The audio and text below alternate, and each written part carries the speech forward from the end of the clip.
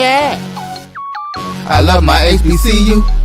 And boy, I love it, love it. I love it, love it. I love my HBCU. And man, I hope my team they won one. Yeah. I hope my team they won one. Yeah. Man. I hope my team they won one. I hope my team they won one. Yeah. I tune into the HBCU Sports Lab to see if my team won or lost.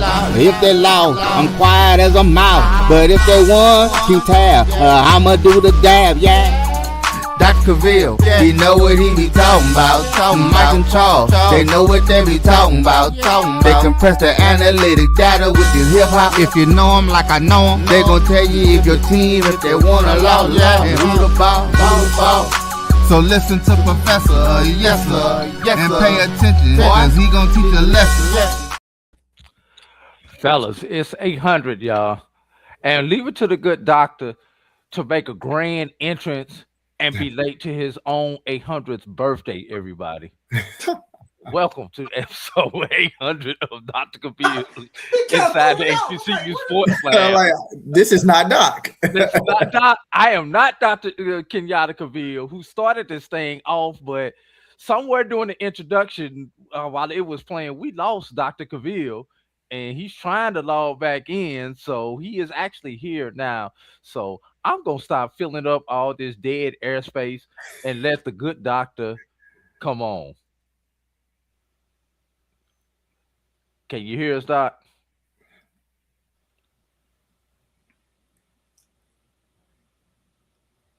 I think he might be froze. So let's get up and going then. Let's get up and going. I guess I'll do the intro since I done already started this thing off. Welcome to episode 800 of Inside the HBCU Sports Lab radio show and podcast, the show that's covering the sport and HBCU diaspora. All things HBCU sports for institutions large and small, from the NAIA to the NCAA. We share insights and information on HBCU sports culture and HBCU athletic aesthetics to facilitate the story of HBCU's athletic program and the business of HBCU sports. I am not your host, Dr. Kenyatta Cavil. I think he is unfrozen now. So everybody who signed a role and was thinking about leaving, you cannot leave. There he is. Do it. Mr. 800 himself, our host, Dr. Kenyatta Cavil, along with Charles Bishop, Wilton Jackson. As usual, Mike Washington is out on assignment. We are filming from our home studios. Well, don't look like Doc is in his home studio, but I think everybody else is. And sending a signal live to our KCOH 1230 AM studios with the Texas Radio Hall of Famer, Ralph Cooper, in the beautiful home of Texas Southern University and Houston, Texas. Today's episode of Inside the HBCU Sports Lab is sponsored by THG Agency LLC. THG Agency is a company that provides sporting educational consulting and data analytics. Without further ado, Mr. 800 himself. Appreciate you, AD Drew. Great job. A round of applause to everybody. Literally, as we get ready to get started, I am in the Omni at the Los Angeles, I should say, at the Omni Hotel. And as we got ready to get started, let's get stuff. All of a sudden, my setup tumbles to the side. I went to go. We going through the intro, and I looked away. So I'm looking at my other screen, and I look back, and I go to pull Doc up, and he's not there. And it's like 10 seconds to go in the intro, and I'm like, okay, I've been here before. I know how to fake it. Yeah, good job, good deal. Thanks for everybody pulling in. I am excited with the show 800. As I said, I'm here in Los Angeles at the AERA Educational Conference, one of the largest ones out there that has educators across the country and to some degree across the world that talks about the unique framework of education. So as a dean of the College of Education, I'm here making sure that HBCUs and more importantly, Texas Southern University has a voice terms of our thoughts on educational preparation programs and education in higher ed in general.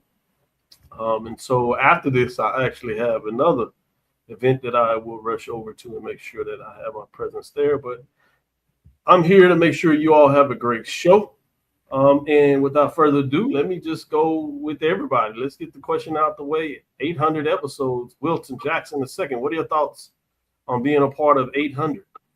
I'm just honored to just always be on the show, let alone just for it to be 800. I mean, in my mind, I didn't necessarily know if I would be around to see episode 800, but I mean, I'm glad that I'm a part of it, and then just seeing what you built with this platform, you, Charles, AD, Mike, even though he ain't always around, but it's just good to see what y'all are doing and continuing to see it grow. Because do know that a lot of people often talk about this show.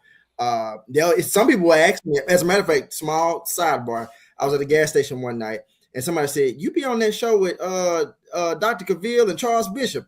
I said, "Yeah." Now it's late at night now. I said, "Yeah, I'll be on that show." Yeah, and then it's the dark skinned guy. He kind of got a bald head. He be saying some off the wall stuff sometimes about Jackson State and some of these swag schools. I said, "You talking about AD Drew?" Yeah, him. I said, "Okay." I said, "You know what? I won't walk around Jackson or go around Jackson not thinking that people don't pay attention." So do know that people are paying attention to this show and what you bring to it and what you bring to the HBCU landscape.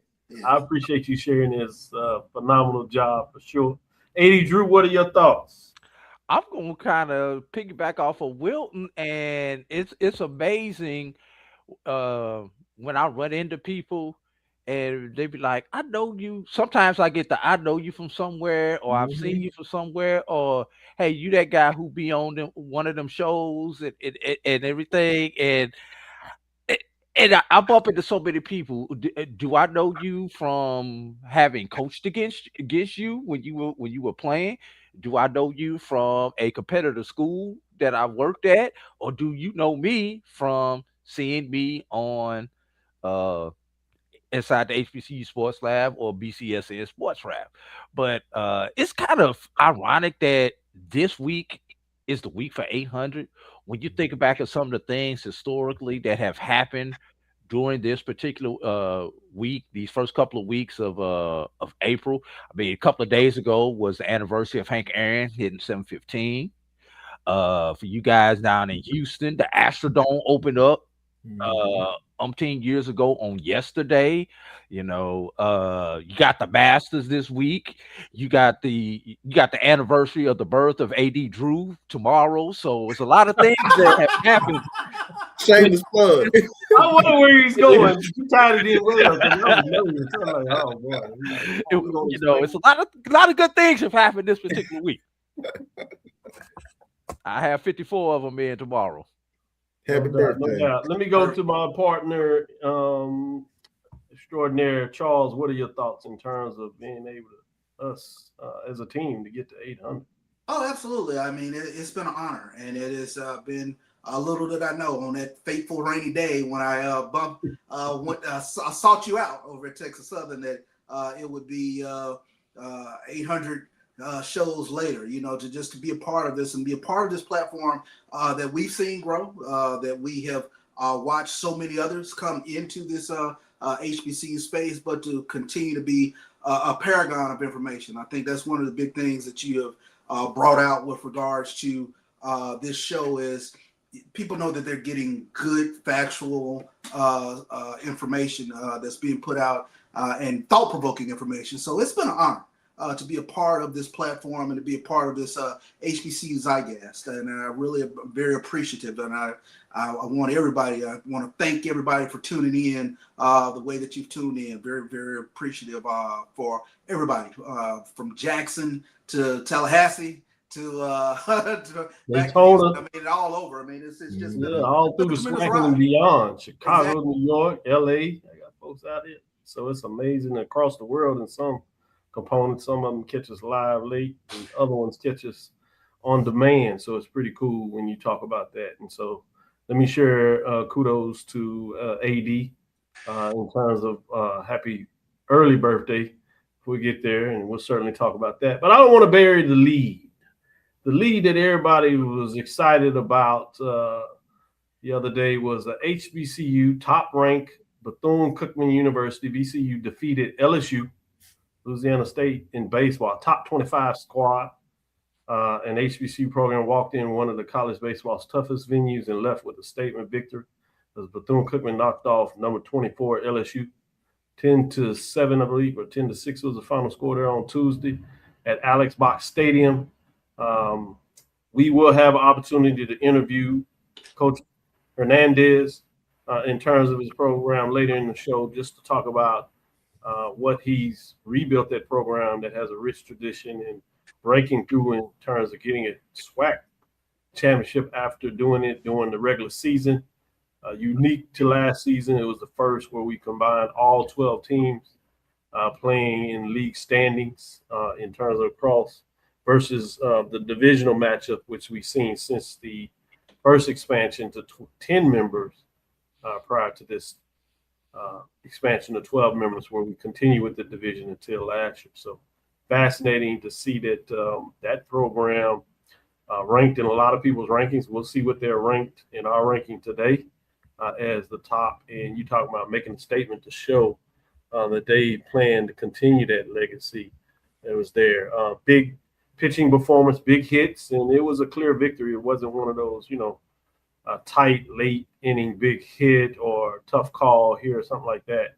They really commanded that game. So credit goes out to Bethune-Cookman in terms of a program certainly on the rise. With that, before we get into our first break and come back on the poll rankings, let me go to everybody and kind of get what's on their mind in terms of news of the day. Charles, what is your news of the day? What's has you thinking about HBCU sports today? Sure. Let's quickly look at the SWAC Baseball Weekly Awards for this past week, as Alabama State's Miguel Oropeza, Johan LeBoy from this, Alabama State's Johan LeBoy, Mississippi Valley State's Tom Early, and Israel Ramos from Arkansas Pine Bluff, as well as Zach Weeder. They were all recognized this past week. Co-hitters of the week are Miguel Oropeza and Tom Early. Miguel Oropeza from Alabama State, he hit .471 over 4 games, helping the Hornets go 2-2 on the week, went 8 for 17 at the plate with 2 doubles, 1 triple, 1 home run, and 7 RBIs. Aragua, then it was Wayla Native, went 5 for 6 with 2 doubles and a home run, 3 runs scored, and 5 RBIs in the 14-10 win to open the UAPB series. Co-hitter of the week was Tom Hurley. He was SWAC co-hitter of the week after turning in an impressive performance all around at the plate across 4 games. He batted .412 with 8 RBIs with at least a hit in every contest. Pitcher of the week from Alabama State was Johan LeBoy, went 1-0 this past week, earning the win in the series-clinching Game 2 victory over Arkansas Pine Bluff, where he worked 7 innings, allowing 1 run, scattering 7 hits and 6 strikeouts against 1 walk on the night. And your newcomers of the week, Israel Ramos, had a breakout performance that played a major role in Valley's series win over Alcorn State. Opened this weekend in dominant fashion, went 3 for 5 at the plate. The other newcomer of the week was Zach Weeder. He was recognized after a strong 4-game stretch for UAPB, where he went 8 for 17 at the plate, batting .471 with 5 runs scored, 7 RBIs, 3 doubles, 1 home run, 1 walk on a stolen base against Central Arkansas and Alabama State. And those are your SWAC players of the week. Nice job. Great job on the SWAC players of the week. Wilton, what's on your mind, HBCU sports, going into the weekend? So I was going to give the softball players of the week, but I'm just going to go. I'll leave that to AD. But I was going to mention that it's 2 spring games this weekend, specifically Jackson State. And then also it's a spring game for Alcorn this weekend. And so I know we're knee deep in baseball, but you can never get away from football, too much. So it's going to be exciting to see, what both teams in the state of Mississippi are going to be doing. Obviously, everybody will have their eye on Jackson State, what that looks like now after, post Jacoby and Morgan and obviously the loss of the 2 running backs to see what goes there. And just, how can Alcorn kind of duplicate the latter part of their season? Can they duplicate that success in 2026? So just something to think about as we navigate the spring season of baseball, track and field, things of that nature. Also, you have spring games that are still going on as well. Excellent point. And it's always challenging with this new framework of transfer portal and a lot of things going on in the collegiate game of how people manufacture their spring games as well. So that's something always to keep on. Are people doing some new things less than traditional in terms of how they are pulling forward with their spring games. Let me give a shout out to Emma. Daytona Beach is in the house. Carol over there talking about PV is in the house. I want to give them a shout out in terms of what they're doing, checking us out on Facebook. With that, AD, what are your thoughts in terms of sports? What's on your mind, HBCU world? Well, I'm gonna go off the beaten path, and I'm gonna talk about what everybody is talking about outside of football. Wilton, how about this transfer portal? Mm-hmm. I'm not gonna give the names because we'd be here for about 2 podcasts if I started going down the names. That's real. But I'm just gonna highlight some of the numbers of people who HBCU who are in the portal. Alabama State with 7 players in the portal. Delaware State, 6 players hitting the portal. Alcorn State with 9 players hitting the portal. Maryland Eastern Shore, 6 players hitting the portal. Pine Bluff, 7 players hitting the portal. South Carolina State, seven players hitting the portal. Jackson State, 6 players hitting the portal. Hampton, 6. Valley, 7. A&T, 9. Southern, 6. Tennessee State, 5. And fellas, that's just on the men's side. Wow. So, it's just alarming to see all these kids out here in the portal. I wish them luck. That portal life ain't that nice. Ain't that nice. And we see so many kids who hit the portal and then next thing you know, you see them on the milk cartons in the store. Yeah, I like the freedom. I know folks think different about the portal, and certainly the world seems to be coming to the end because of the portal. Although people are not as serious as people bombing countries, but I know in our sports world it's a different thing. But let me shout out to some of the folks listening in the chat. Edwin is on here, WSSU Ram Nation. He says that Virginia Union has a coach in the portal. They got their coach from the portal. Here. Brian giving some shout out. So, it's going to be fascinating to keep up that. I think it's just a new platform. Obviously, NCAA did announce that they're going to do some things in terms of eligibility. And then you have, obviously, as we discussed on Tuesday, the executive order, which I'm not sure what it's really valued at in terms of what they put out there. But it's out there, so we'll get a chance to kind of see this. I think what you got to really fall in love with now is your team, which at the college level is what most people follow anyway. Very few folks really could tell you that many names on their team. Some of us hardcore folks, we could do that. That's just what we do. But it'll be fascinating to see. But I think all in all, everything will be okay. HBCU Overdrive, appreciate you supporting us. Good to see that you're doing well.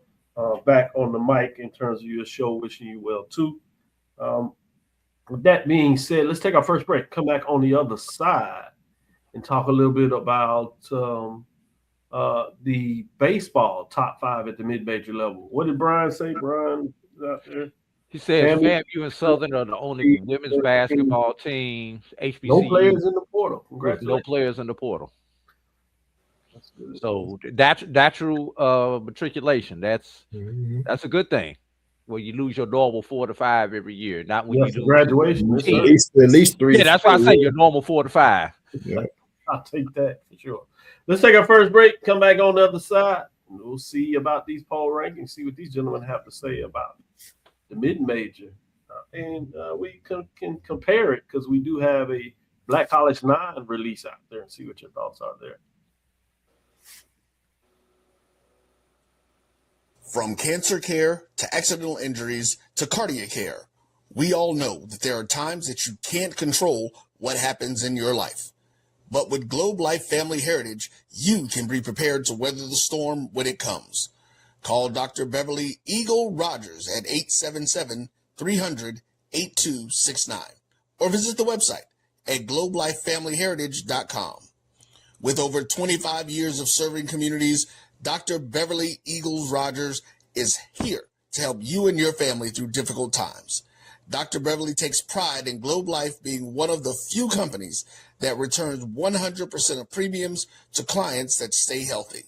So for more information, call Dr. Beverly Eagle Rogers at 877-300-8269 or visit the website at globelifefamilyheritage.com. And we have to fund our kids in these colleges, and we have to make sure our kids have seats in these colleges. Now, what about HBCUs? You mentioned. Absolutely. You got to fund them all, and you got to make sure they're properly funded. You know, the real reason why I went after Comcast and Charter, it didn't have anything to do with my cable networks. It didn't. What happened was a gentleman wanted to do the Black College Sports Network in partnership with the HBCUs. And Comcast did not accept it.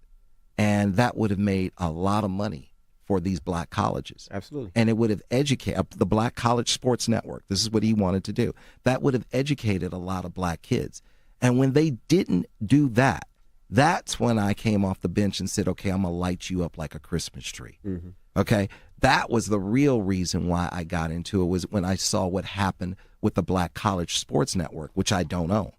I just knew. Why didn't you buy it? I just knew. I just knew that these black. I like that talk. Right? I knew that these black colleges were going to benefit, and these black kids were going to get the education that they deserved and not have to pay. Compress the analytic data with your hip hop. If you know them like I know them, they gon' tell you if your team, if they wanna lose, and who the ball. So listen to Professor, yes sir, and pay attention, cause he gon' teach a lesson. This is Dr. Cavil with Inside the HBCU Sports Lab. Let's jump right into the poll ranking. Bring up the data sheets. Hey, Drew, we got a different background.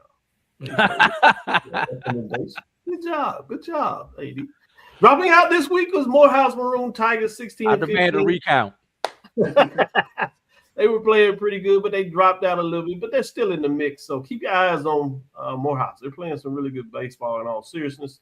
16-15 overall and 12-10 in the conference race. Let's see as the season is coming to a close, what kind of push. In fact, let's look at the receiving votes and see what that looks like. Benedict Tigers 16-10, 14-10, 28 points, right above Morehouse Maroon Tigers that are still receiving votes. As we said, they're at 16-15 overall and 12-10. Let's get to the top 5 programs. That means somebody is new to the rankings, and it's Savannah State Tigers coming in at 21-17, 15-9 in the conference race. That's in the SIEC. 32 points as they were not ranked last week, but in week 4, they got into the top 5 at number 5. Let's look at number 4 in the ranking. Still in the SIEC is number 4, and it should be Edward Waters Tigers, 21-17, 17-7, 39 points, and they remain in that 4th spot. Let's look at number 3, which should be the Houston Tillerson Rams, which it is, 22-16, 10-5. They're out of the HBCU. They received 1 first-place vote, 43 points, and they stay in the number 3 spot from last week. At number 2, it's going to stay right there in the HBCU at the NIA level. Talladega Tornadoes, 22-15, 13-4, 1 first-place vote, 59 points, ranked number 2 and staying there. We know about this Talladega Tornadoes. They play some good baseball. They made it to the tournament, got a couple of wins, so they're doing what we expect them to do. Challenging for their number 1 spot. We'll see how this plays out. But the number 1 spot continues to be with the Albany State Golden Rams of the SIEC. They sit at 26-13, 20-4 overall, 67 points, 5 first-place votes, as they are number 1 in week number 4. Let me go to you straight off the rip, if you would, Wilton. What are your thoughts in terms of top 5 mid-major baseball style for that? Looking at this top 5, I would definitely have to go with obviously Albany State being number 1. I'm good with that. They've been obviously dominant from the top.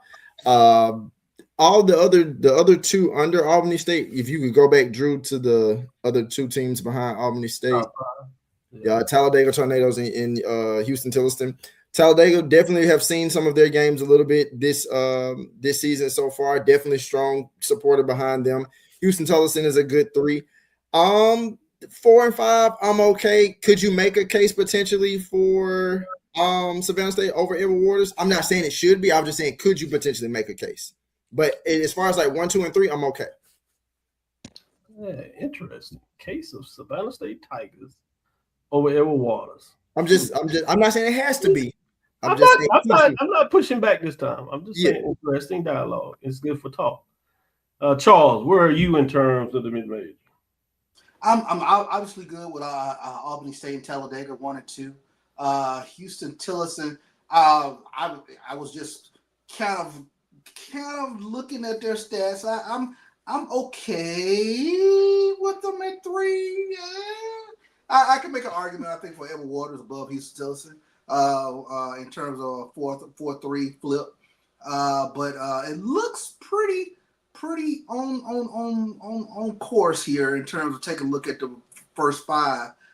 It does bring up an interesting matchup with one of the teams receiving votes. I'm curious about that series this weekend. Good stuff. AD Drew?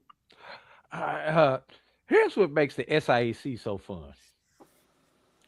I'm looking at it. Albany State, clear number 1. Won't argue that. Mm-hmm. But when you get to 4, 5, and 6 and 7, they have all beat up on each other. Exactly. For instance, Morehouse took 2 of 3 against Edward Waters. Edward Waters and Savannah State played this upcoming weekend. So to answer your question, Wilton, we'll see what happens with that. Okay. You know, will that be a sweep or will that be a 2-1 one way or the other? But like I said, Morehouse took 2 or 3 against Edward Waters, but Benedict swept Morehouse. So it's a surprise. Yeah, well, if you've ever been to Benedict's field, you would understand nobody wins in Columbia, South Carolina on that field. Anyway, you got to know how to play the field there. You got to play the field. You got to throw 62-foot strikes. and you remember how they used to tell you was crossfiring when you was playing ball in the backyard because you weren't quite lined up with the plate. Yeah. Anyway, let me not talk about somebody in the conference because I do know why I get my bread buttered. But Edward Waters took 2 out of 3 against Benedict, but that was in Florida. So, you know, it's just interesting. Any one of those 4 teams could beat each other. The SIAC is gonna be wide open. Mm-hmm. And I'm gonna say this, I'm gonna give y'all a little secret. Don't look past Morehouse in this tournament coming up because Morehouse will have a good tournament team, and I'm gonna tell you why. They've got enough pitching. When I say pitching, POs, not shortstop coming in to pitch, not left field coming in to pitch. They have enough POs, and they've got 2 arms that they have picked up within the last couple of weeks who are coming back from injury, who aren't even in the role, who were starters last year. Okay. So watch out for Morehouse come tournament time. You do not want to be the team opposite Morehouse in the tournament. Good stuff. Let's take next break and come back. And I think we will have our surprise visitor with us when we come back after the break.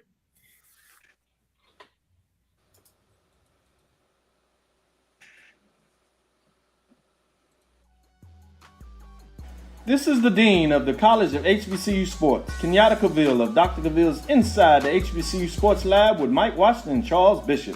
Come mix it up in the lab where the course lecture is in session every Tuesday from 6 o'clock p.m. Central Standard Time on Facebook Live, YouTube Spreaker, or the BCSN app.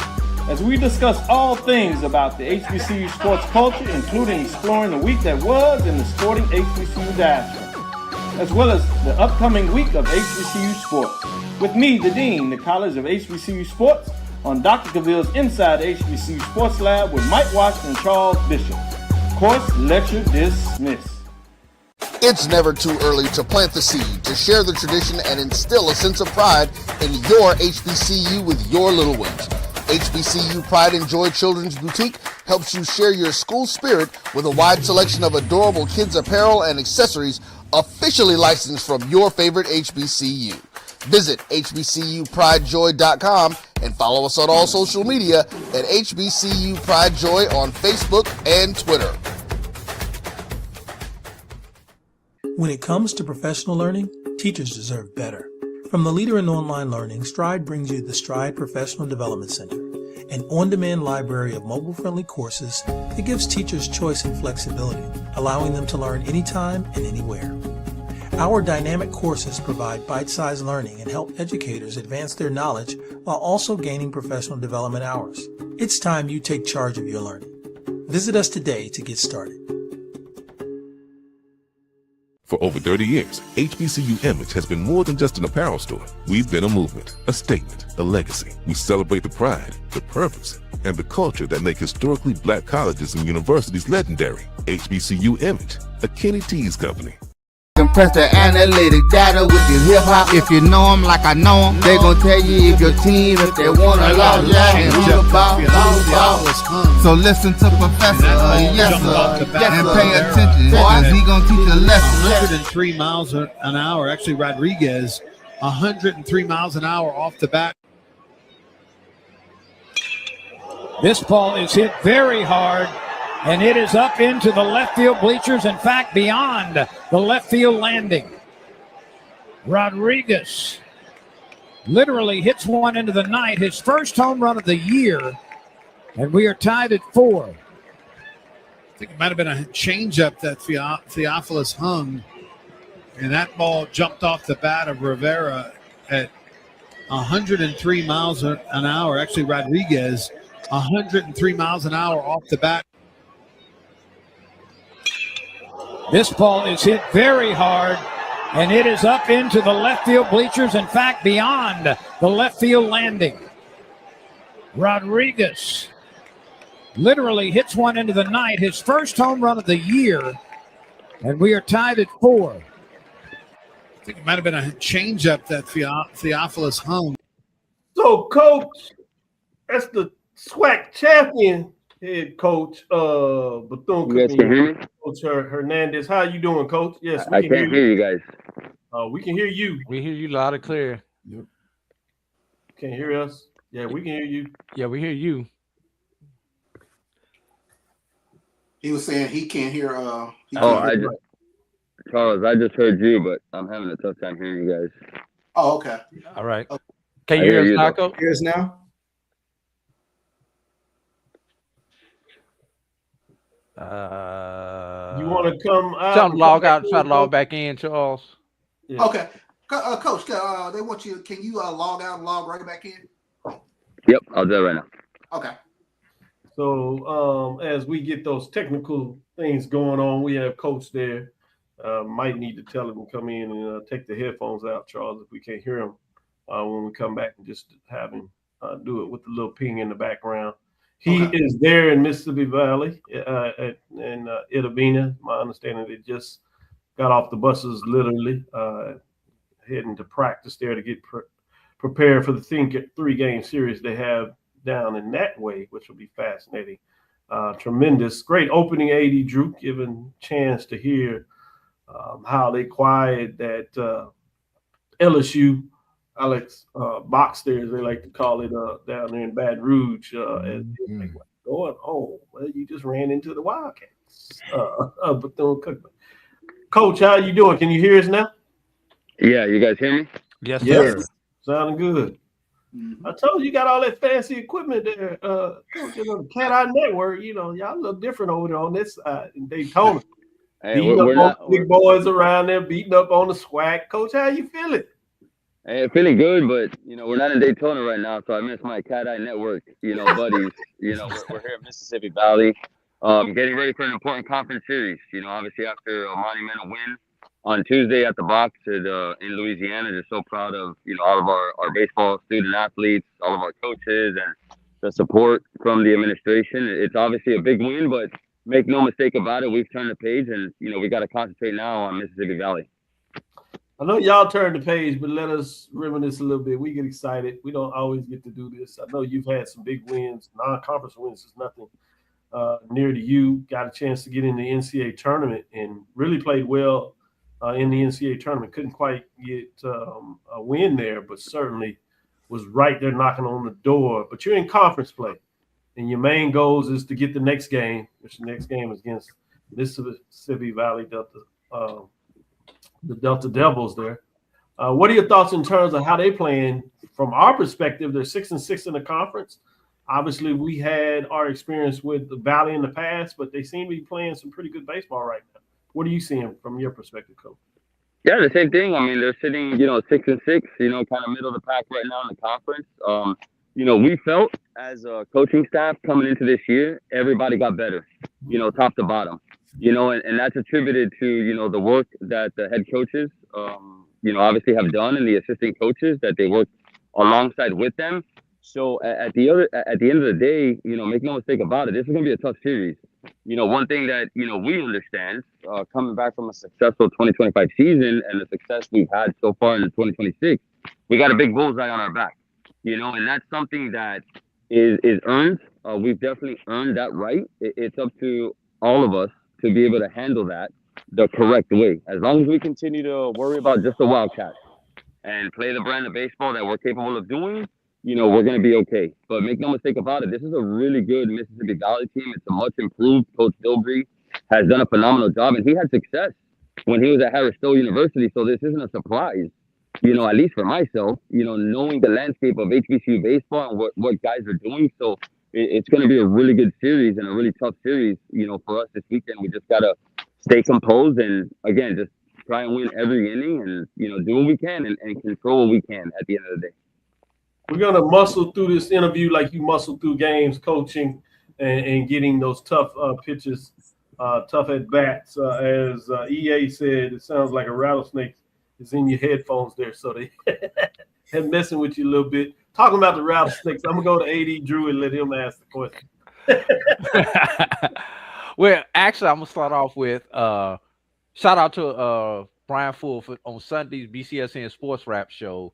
He said this was one of those games to watch, and he actually called the upset on Tuesdays inside the HBCU Sports Lab when we was going through our predictions and games to watch. I stopped everybody. I was like, y'all can talk about this weekend all y'all want to, but I'm going to keep an eye on that game that was going on Tuesday night, and it was the score was 2-2 at that point in time that we talked about it. And Coach, I hope you don't mind if I share what I text you Wednesday morning with everybody. You're good. Get to the beat of it.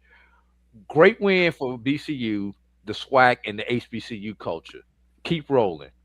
Now y'all gonna take my Rattler card for this one.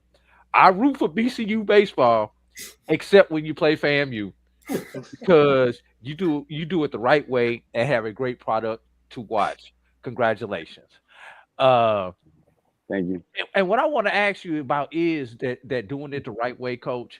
You've got such a great mix of young men with a number of freshmen that you've recruited in and brought through the program traditionally, along with JUCOs and portal kids. So what is that secret to the sauce? So how is it that you're able to do that, blend that together, and to put out such a quality product of baseball that can go out and do not only do what you do within the conference, but also out of conference? Well, it's called the secret sauce because it's going to be kept secret, right? Because you're going to go back up to the highest of 7 hills and report back. It's a Rattler Nation, so we can't. We got a good formula over there. It's going to be the other 10 teams that's not in Florida that we got to worry about, Coach. No, you know what, Drew, man, it comes down to, bringing, obviously high character kids at the end of the day. It's kids that we feel that are going to give us an opportunity to compete not only in conference, but out of conference. As you guys know, our out-of-conference schedule is a gauntlet. Take LSU out of the equation. It's Miami, Florida, Florida State, UCF, Stetson, who, UCF is ranked, top 15 in the country right now. So it's us to find, student athletes that are going to be able to handle the atmosphere, not only to play in conference, but out of conference.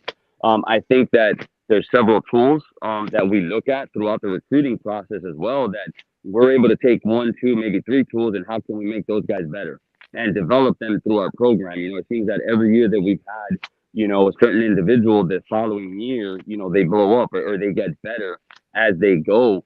I think that there's one or two things. Obviously, the high school kid with the landscape of college baseball, athletics, the student athletes are all older right now by a long shot. You got guys that are 23, 25 years old, but how is an 18-year-old going to be able to compete with a 25-year-old? I mean, that's just the reality of the situation, right now in the landscape in which we are in. Everyone's fighting for guys in the portal, but there's a ton and there's a plethora of junior college talent across the country that can be able to come in and fill in that gap. So, for us, it's a very, strategic maneuver in which how we recruit, whether it's from high school, whether it's from junior college, and whether it's the portal, because you can have a team full of transfer portal student athletes and it doesn't work out. You can have a team of primarily junior college guys with the transfer portal just being a plug and play, 2 or 3 kids there, and it works out fine. And we found our niche. And again, it's just coming back to, are they going to be able to compete not only in conference, but out of conference as well for us? And strategically, I think that we've done a pretty good job over the last couple of years of being able to attack that identity for us here between Kickers. Go ahead, Wilton. Coach, my question for you is, how much does a win like this kind of validate what you've been building with the program?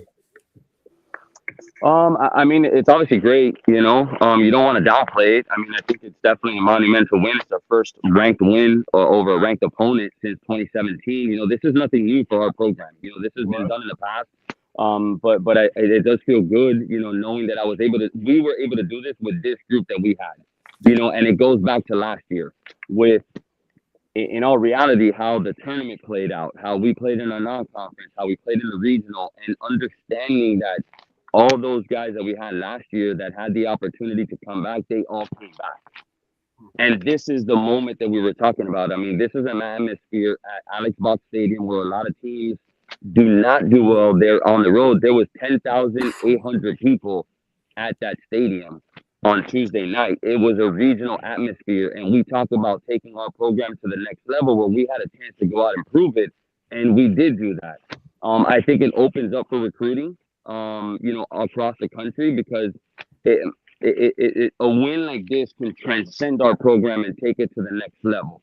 But more so, I'm just so happy and fulfilled that our group was able to experience that. And that's something 10, 15, 20 years down the road, nobody is going to be able to take that away from them. They're going to talk about this to their kids, hopefully to their grandkids, their great-grandchildren at some point. This is a memory that's going to last a lifetime. And for me, that's the biggest joy that I have, that all guys are going to be able to, obviously have this lifetime memory of taking down the defending national champions. Charles, if you would finish up and ask your question. Yeah, Coach. I mean, take me back to that 7th inning. I mean, the bases loaded and Giancarlo Zambrano on the mound. I mean, he came up big. I got scared. I was sitting on the edge of my couch. I almost walked out and started chipping balls, but I had to just sit there and just sit through it. But I was nervous. But I mean, what was going through your mind when he was out there on the mound?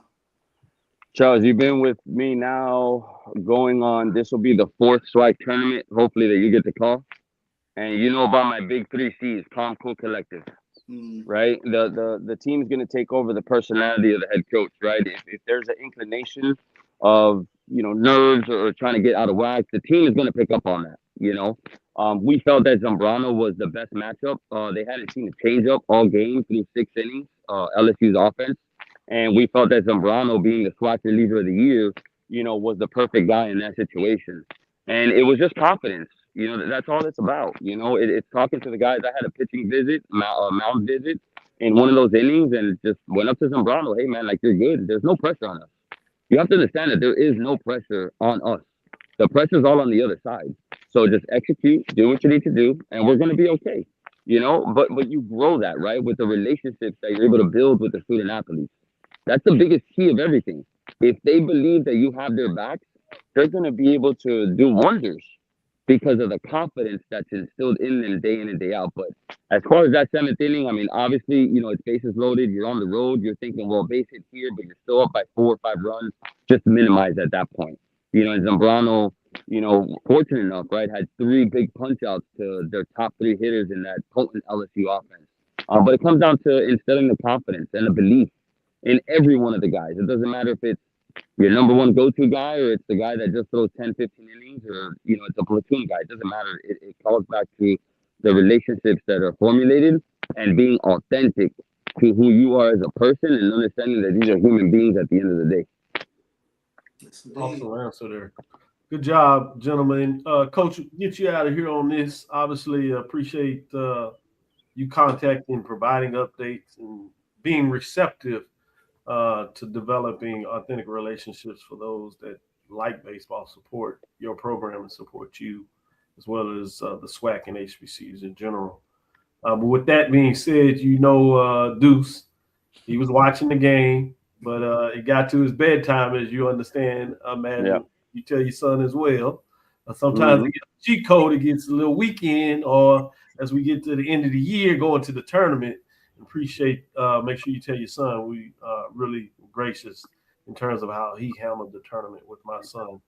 But he went to bed, and he got up in the morning, and I told him. He said, "Yeah, that's what I thought." He said, "I'm not surprised." Did he wear his HBCU gear to school, Doc? He has gotten your mindset in terms of being calm, cool, and collected. That's good advice. Yeah, listen, man. That's what it's all about, right? This win, yes, we had the win, but all of our student athletes represent Bethune-Cookman University at the highest manner. And not only Bethune-Cookman, we all represent the Southwestern Athletic Conference, and we all represent HBCUs, whether it's D1, D2, NAIA, it don't matter. And our players understand that. They're enriched in the culture. They do everything around the community because they understand the magnitude of what it means being a byproduct, a graduate of an HBCU, as I myself am an HBCU grad from Florida Memorial, and I got my master's from Bethune-Cookman University. So they understand the magnitude of what we are doing, in which we're representing, again, not only Bethune-Cookman University, but the entire HBCU landscape as a whole. And a win like this should be provided as an uplifting for everybody and not cause division at all. Oh, absolutely. He also told me that he's waiting. He said you told him he could interview you, and he's excited to do that. This weekend, we got to go see FAMU traveling to Prairie View. Shout out to AD as they got the victory, swept right out the rules against the Panthers, which was a little difficult. But on Saturday, he really had the time. And it's unique seeing his growth as you get to watch your players, you watch your son, your daughters, and all young people around the program in general, because it's more than just men that you build. There are women that do work and help you be great as well. Young ladies, for sure, that are going and maturating through the process. But he asked me, can I go interview the coaches? And I was like, yeah, I'm sure. I said, we certainly could go ask. Yeah.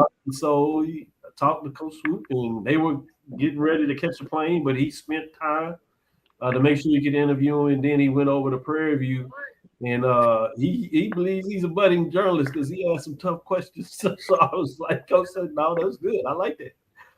So yeah, he says he's waiting to get a chance to talk with you, him and Miles, as they made sure they put that information out there. They were excited about what you're doing with the program and the SWAC and HBCUs in general. So I wanted to put a smile on your face and say, continue to do the work you're doing, because it goes beyond what your expectations are of getting wins against a top 25 team, number 24 LSU, and competing for another championship.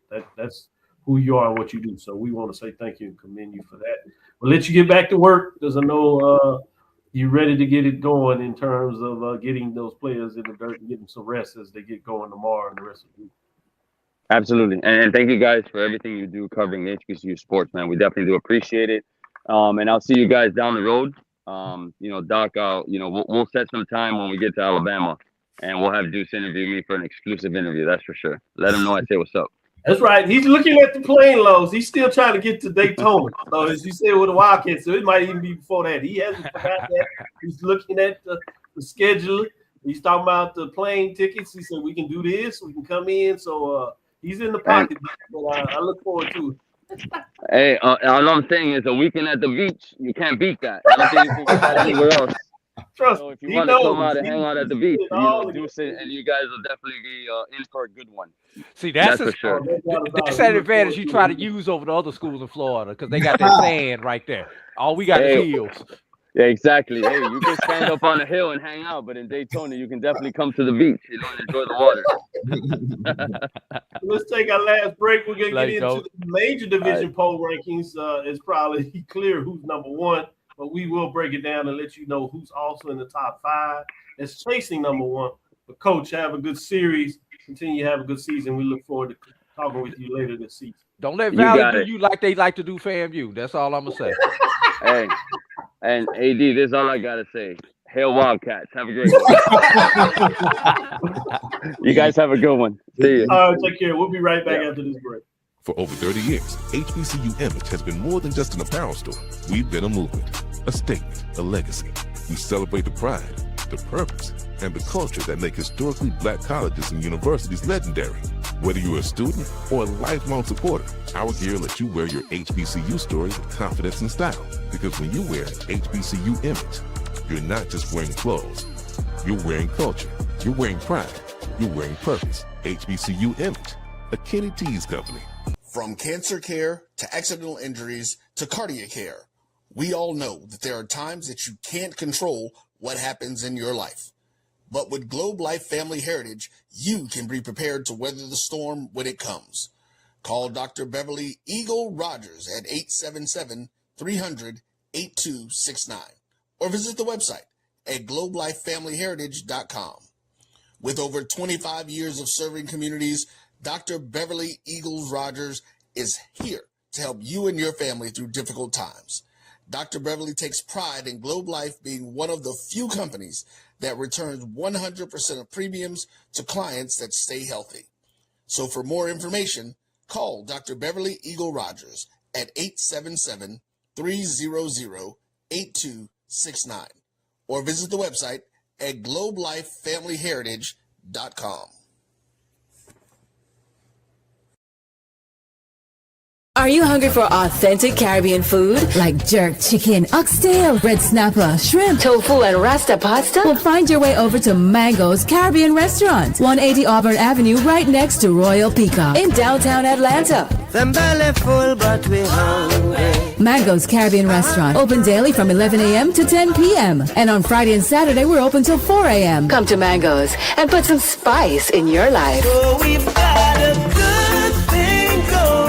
Mango's Caribbean Restaurant, 180 Auburn Avenue, right next to Royal Peacock in downtown Atlanta. For more info or directions, call 404-698-3992 or log on to mangoscaribbeanrestaurant.com. For instant coupons, text MANGOS to 313131. Tell your mama hungry, papa hungry, brother hungry. Mango's Caribbean Restaurant, authentic Caribbean cuisines. Open up the door, tell your mama hungry. You're looking for the latest information on Southern University sports, the Southwestern Athletic Conference, and HBCU athletics. There's only one place to go. Tune in to the Carlos Brown Show, exclusively on the Black College Sports Network. Compress the analytic data with your hip hop. If you know them like I know them, they gon' tell you if your team, if they wanna lose, and who the ball.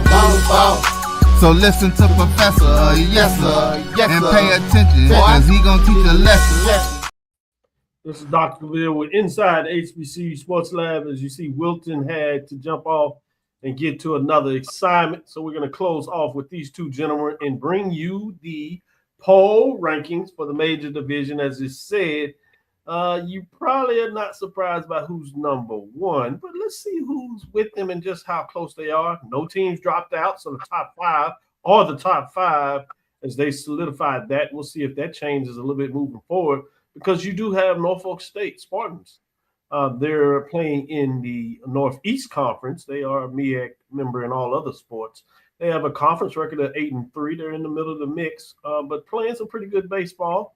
Mississippi Valley State Delta Devils, talking about a team that will be interested as they face Bethune-Cookman, as you just heard. They're at 6-6 and surprised a lot of folks in the conference with 56 points. We've kind of talked a little bit about how they're playing. They've beaten teams that with them or below them. have struggled a little bit with the teams above them, but that's a statement for the Delta Devils. But they get a chance to make a major statement this weekend. So we're watching that game in a lot of different ways. But let's get in the top 5 and see how that looks in terms of that. UAPB Golden Lions, they sit at 8-4, 68 points, and they are in the 5th spot. Bringing us to number 4, which is Grambling State Tigers, that are also sitting at 8-4. It should be Grambling State Tigers, 73 points. They were 3rd, so they do drop after they had lost. They got a couple of those wins against Jackson State, tough series, always tough in terms of that matchup. But bringing us to number 3, which is the Florida A&M Rattlers, who actually are 10-2. They have one first place vote. Somebody believes they should be at the top of the bowl. Oh, I wonder if Brian got in here and was able to get that. 80 points. They remain number 4 as they have slid up a spot in terms of their first place votes and the votes they got. Bringing us to number 2. They're at Texas Southern, 10-2. One first place vote, 82 points. With some of the changes in terms of what's going on, interim coach in the mix there. Not surprised to have Texas Southern in the mix, but sitting at 10-2 and tied for first place with Rattlers at 10-2 might be a little bit of surprise there. But they're playing some really good baseball. They have one first place vote. Charles does a lot of the calls over there, so I'm curious to see if he's part of that team that has shown a little love to Texas Southern and surprising everybody and saying that they should be number 1. I'm not saying any names. I'm just telling you. Number 1 is Bethune-Cookman Wildcats, 10-2. They are 7 first place votes, 84 points. Obviously, this was out before the game that took place on Tuesday that we got a chance to talk about. It is inclusive of that overall record that we just doing conference records at this point. But 84 points in week number 4. Bethune-Cookman is number 1 in the poll rankings. But notice that all 5 teams in the top 5 are out of the Southwestern Athletic Conference. I'm not sure this has ever happened in any of the poll rankings that I've done for one conference to have all the members ranked in terms of top 5. Obviously, you don't have a MEAC poll rankings, and you don't in many as independents that you do in some of the sports in terms of football. You do have 4 former MEAC teams that are in the NEC. With that being said, Charles, what are your thoughts in terms of week number 4, top 5 for the major division rankings in baseball? These are the best.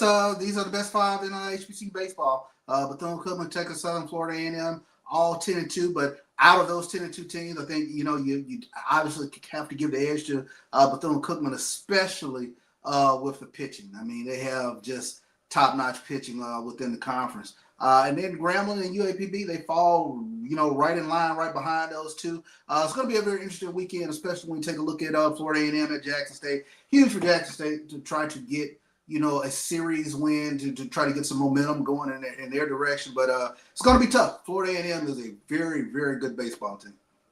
Good stuff there, Charles, in terms of had your rankings. We also had the Black College 9 that came out, and it's what they call small division as well as its large division in terms of the rankings there. We want to kind of go over that, and I'll do that at the end.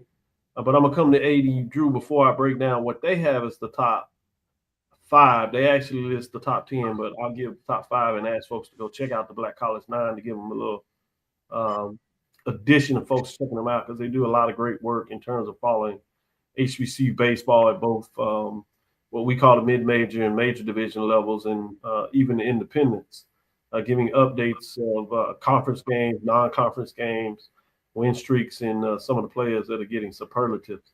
AD Drew has done writing in the past for them in terms of helping support their work. AD Drew, what are your thoughts on the top 5? Obviously, I'm going to make my case that Florida A&M should be in that number 2 slot. Have no argument with Bethune-Cookman in the number 1 spot. They were going to be number 1 before the victory. After the victory, they probably be number 1 next week. But yeah, I think Florida A&M should be in that number 2 slot. one could make an argument that Pine Bluff should be higher, even as high as number 3, maybe at least number 4.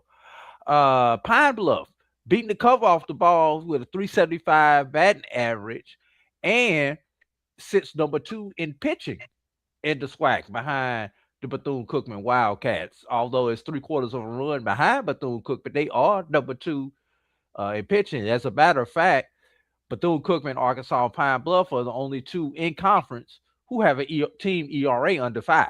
So just to kind of let you know where they are. And Arkansas, Pine Bluff is and Bethune-Cookman are 2 of only 4 teams batting above 300 in conference play. So, like I said, I think maybe we just given those metrics, you could possibly push Pine Bluff up at least 1 slot, if not 2.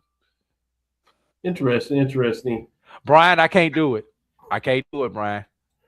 They just to give you, they had a chance to host FAMU a couple of weeks ago, and they lost 2 of the 3 games to FAMU in terms of that. So always fascinating to see some of those matchups. They did also take on Alabama State. It's not in the mix. It's a little bit outside of that. And they lost 2 of 3 to Alabama State. So that might be where they're a little low, but you're right in terms of the statistics, and it's a team to keep your eyes on in terms of what that looks like. I stopped the Rattlers with Texas Southern, but PV did expose some pitching issues. This series last weekend, the first game was like a football score, 17-14.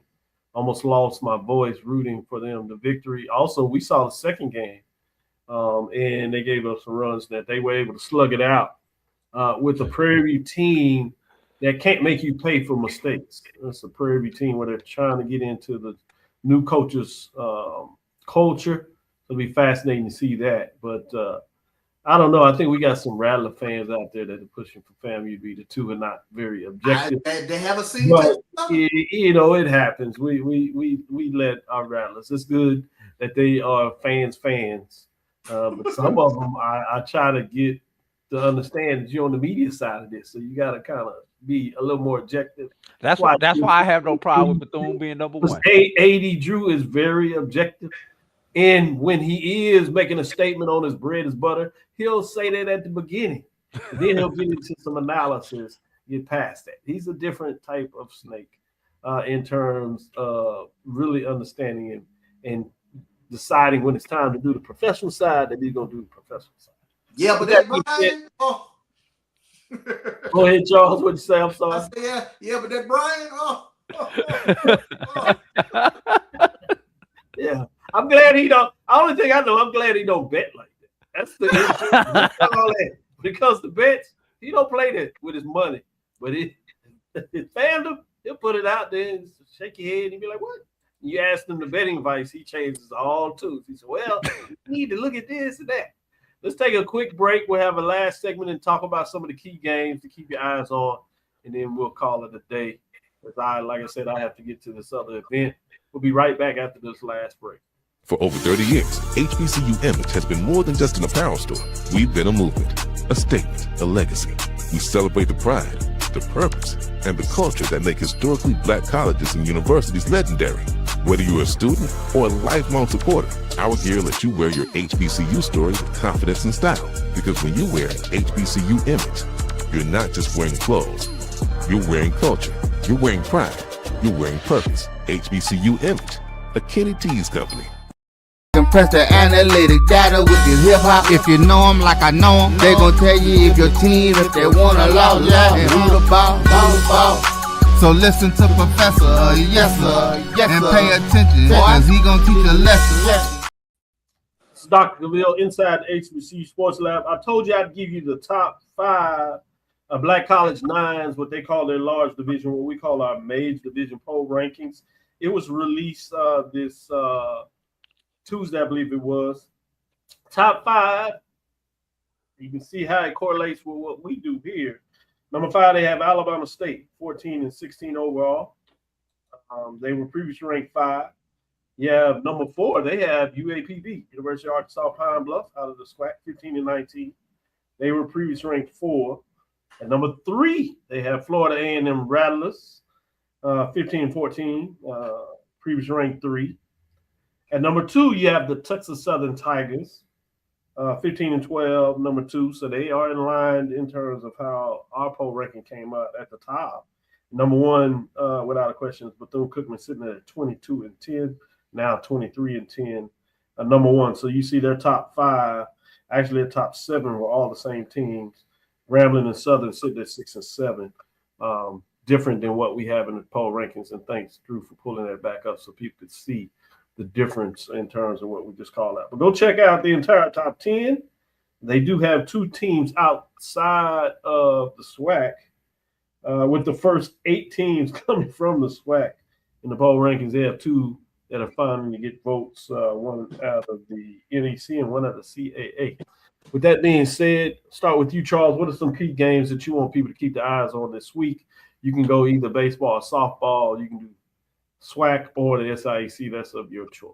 Yeah, let me take a look at SWAC baseball. But if any of the 5 and 7 teams in conference, if they can make any headway in terms of this upcoming weekend, got Alabama State going to Huntsville, Alabama A&M. You would think that they would at least take 2 or 3 against Alabama A&M. But tough series for Jackson State, Florida A&M coming into town, as well as taking a look at Southern and Grambling, wherever they're going to play this upcoming weekend. But it's up north. It's okay, so it will be okay. So the big weekend for Southern in terms of playing Grambling this weekend to try to see if they can get 2 out of 3 with that. But over the next couple of weeks, huge for Jackson State. You got Florida A&M coming to Jackson, you got Alabama State coming to Jackson. Ooh, man, tough. Man, that new format for the SWAC, boy. You don't have no weekends off. Good baseball to watch for us that entertaining. I love it. We get to talk about it. Drew, what direction you going in terms of just that? The SWAC or SIAC in terms of games to keep your eyes on? I'm gonna go SIAC. Probably the most watched game this week is going to be Edward Water Savannah State in the SIAC. Teams sitting around that 3, 4, 5 mark. Definitely one to keep an eye on. Albany State traveling to Benedict.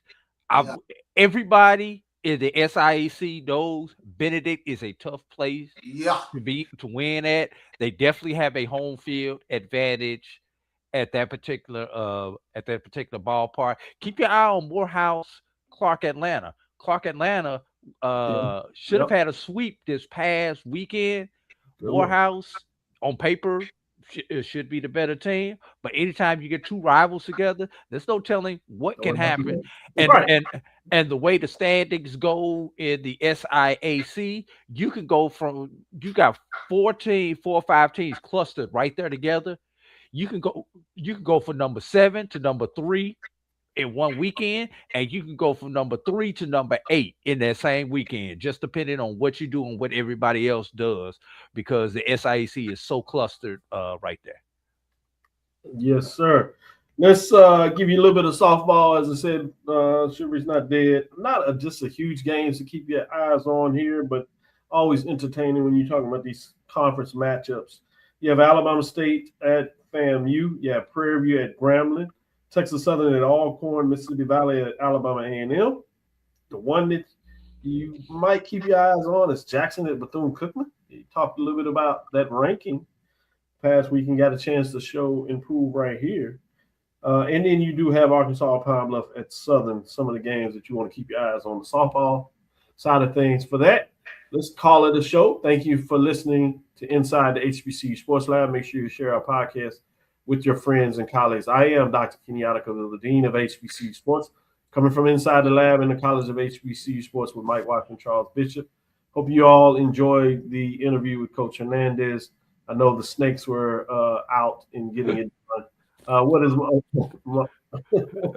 when my phone rang, Travis said that was Brian calling me about my comments about the rankings.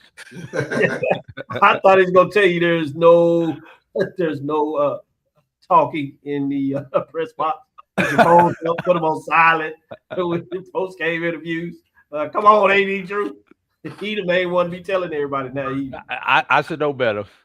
But he right. It probably was Brian calling me like, man, what you doing, man? Change your votes. Change your votes. You know these folks here talking about voting. With that being said, I want to say thank you for Dr. Bill's Inside the HBCU Sports Lab with Mike Washington, Charles Bishop, every Tuesday and Thursday at 6 o'clock Central Standard Time, 7 o'clock Eastern. We'll be back next week to discuss the latest news in the lab. That is, follow me, Dr. Kenyatta Cavil. That's DrKenyattCavil. There's Threads, Facebook, Instagram. Inside the HBCU Sports Lab on Facebook, Inside the HBCU Sports Lab on YouTube, and that's Inside the HBCU Sports Lab 1 on Facebook, I should say. Dream big, continue to move forward. We'll talk with you soon. Charles? Of course. AD? Lecture. It never rains in Southern California, but it sure is cloudy. That being said, I'm going to go have me some fun and get some sunlight tomorrow. Give me some good street tacos out this way. I got a couple places. Told me I had to get the Harry's cheesecake as well. So I'll make those things happen before I have to return back to Texas. With that being said, dismissed.